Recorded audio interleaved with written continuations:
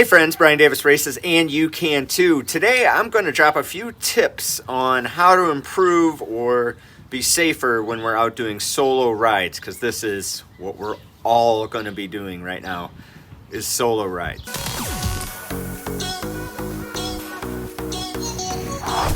It really helps the channel if you smash that like button, so if you could just take 2 seconds to go do that, I would really appreciate it. I'll wait. Okay, thanks. Appreciate it. Some tips for solo riding as you get back into the season, and certainly where I live, it's just starting to get warm someday. So I'm going out on a solo ride today, of course, and I thought, well, what am I doing a little bit differently preparing for this ride than I would if I was going for a group ride? One thing that I would be sure on a group ride or a solo ride is to have some sort of flat kit so that you can get home in an emergency. So for me, it's just CO2, a tube, and then I have an extension for my multi-tool, fixed sticks, that is a tire lever, and I really just need one. So my tires are set up tubeless, but this is just my backup just in case. So I generally ride with this in my jersey pocket and not on the bike itself.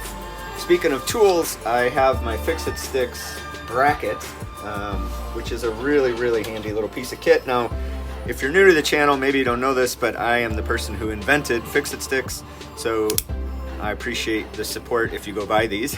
They're really cool. So if you buy something called the blend on the fixedsticks.com website, you will get exactly this. So it's one silver stick, which is steel, and you can exchange the bits. And one of the bits that you can get is a tire lever bit. So I generally ride with a, depending on the bike, a 6, a T25, a 4, and a 5mm tools, and then I throw this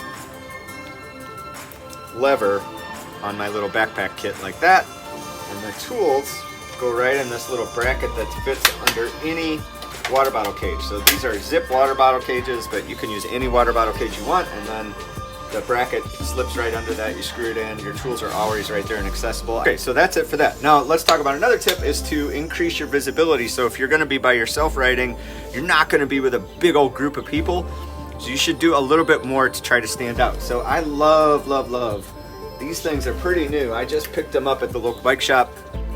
They're from Nog, and they magnetize to this little bracket, and then the USB recharger is built right into the side there. So I'll link these in the description down below. I love these things. If you can grab them from your local bike shop, that's great. I'm sure I'll find an Amazon link for that. And then they just pop right in that bracket. So really cool. And then the other thing that I do for visibility is, if you watch the channel for any amount of time, you realize that I always wear an orange helmet. The reason for that is I like orange, but more importantly, no matter what I'm wearing, because so much cycling kit is black, no matter what I'm wearing, I always know at least something is standing out on top of my head. So that is the science behind why I always wear an orange helmet, and then I like obnoxious glasses. Another skill you can practice, especially if you're not super comfortable with group riding, is to practice riding in a straight line. This is not a great example of it today, but if you can find a painted line, I just don't want to be in traffic. If you can find a painted line to follow, that'll help you with holding your line straight.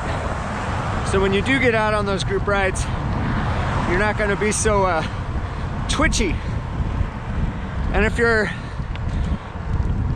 not real comfortable with group rides, that's like the number one thing that is hard for experienced cyclists to deal with. Newer cyclists is the twitchiness of new cyclists. But I will say, if you're riding with people that get upset with you about that, find new people. You want to ride with people that are gonna coach you through the twitchiness.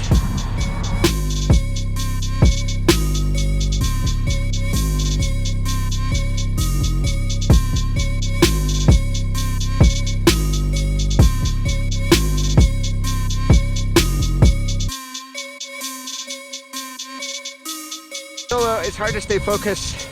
So if you just go out and noodle around, you probably won't finish the route like you intended, or the intensity you intended, or whatever your goal for that ride might be.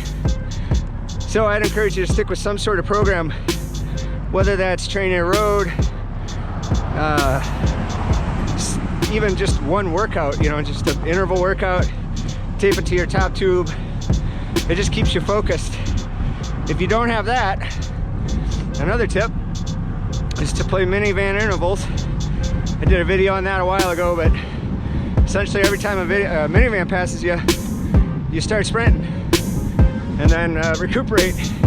Now, in the age of non-essential driving, or whatever, however I would word that, there's a lot less minivans out today, so I've only done one so far. At least a minivan that's going my direction. Which is okay, because it's supposed to be a rest day anyway. So.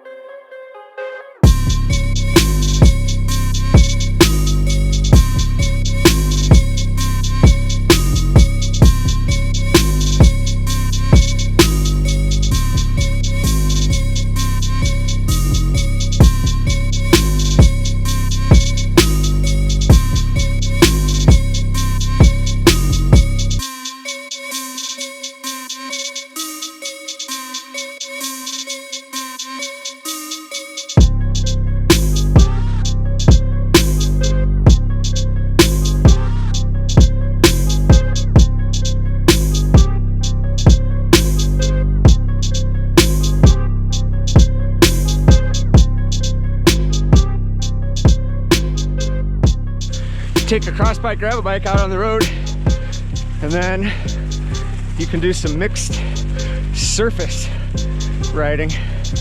Keeps it fresh, and probably not something that's always so welcome on a group ride, as I have found out over time.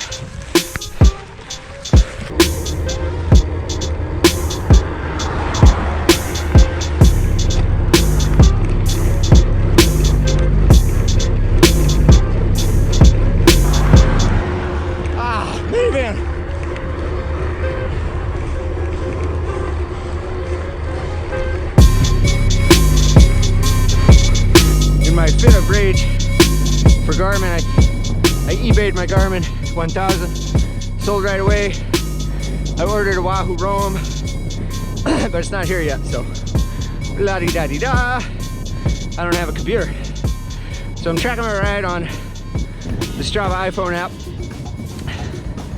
and I'm using the minivans to stay focused, just keep me awake. All right, so that was three minivan sprints so far. That's probably all I'm gonna do, because again, it's supposed to be a rest day. There's no cars, let's try it.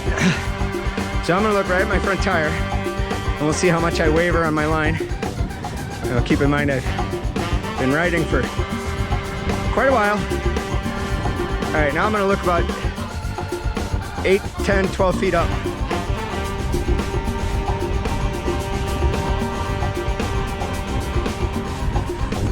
Feels much more stable.